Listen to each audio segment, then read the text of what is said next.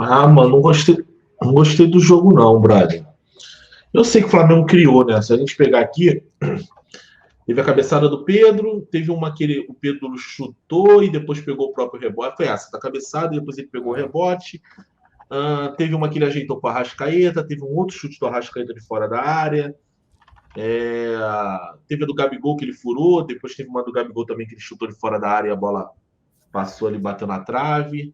Acho até que o Flamengo conseguiu criar algumas situações, mas eu acho que sem aquela convicção, sabe qual é? Sem aquele padrão Flamengo. E é isso que eu cobro, cara. Desculpa, é isso que eu vou cobrar, principalmente desse time que não vai jogar o próximo jogo e já tá com a mira em cima de uma final, entendeu? Eu sei que o motivacional é aquela parada. O motivacional às vezes não é só o querer, né?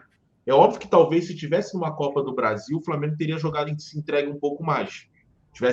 Ao invés desse jogo contra o Internacional, fosse um jogo contra o Corinthians, né? Talvez o Flamengo entregasse um pouco mais. Esse motivacional, infelizmente, isso é difícil você conseguir, né? Num jogo que teoricamente não vale muita coisa.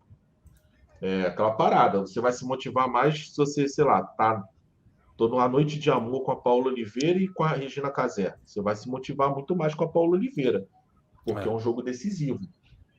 Mas eu não gostei do jogo, não.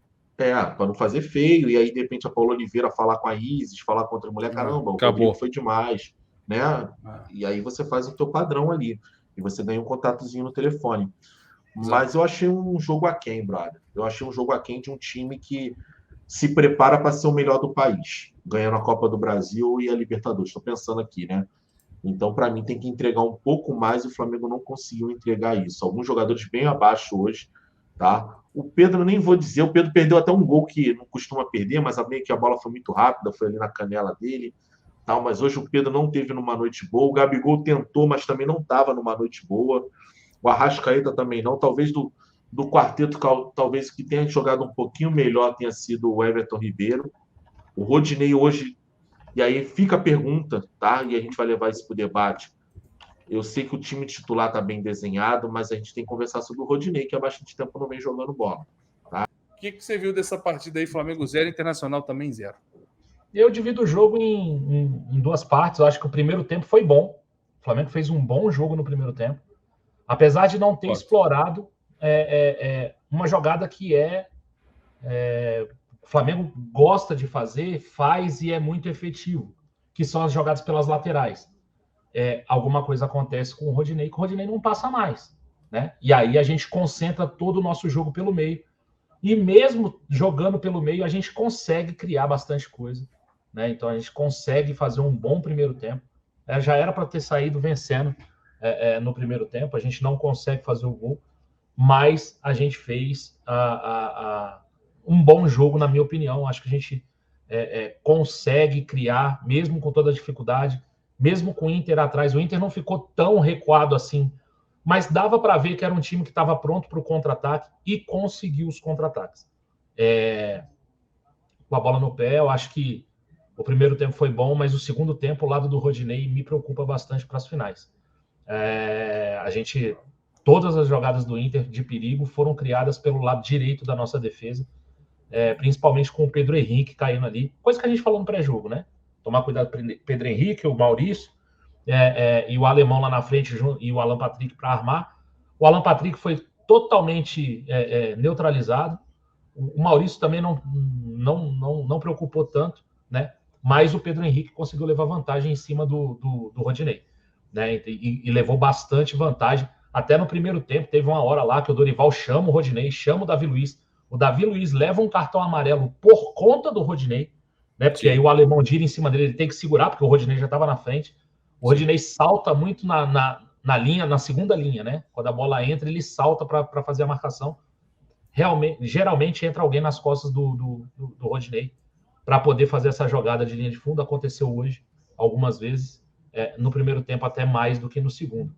No segundo tempo, acontecem as alterações do Mano Menezes. O Mano Menezes tira um atacante e coloca um zagueiro, né? E aí eles fazem uma linha de 5 lá atrás. E com uma linha de 5, eles congestionam muito a entrada da área. O Flamengo não conseguia mais fazer aquela jogada que fez no primeiro tempo. E aí o Flamengo apela muito para os cruzamentos. No segundo tempo, eu acho que a gente cruzou muita bola na área. A gente deu azar, né, em algumas dessas bolas cruzadas, mas na maioria delas a gente teve incompetência. A gente cruzou mal hoje, né? Então, assim, os cruzamentos ou muito fortes ou muito fracos. Matheus França botou uma bola para fora, assim, completamente sem sentido e tal.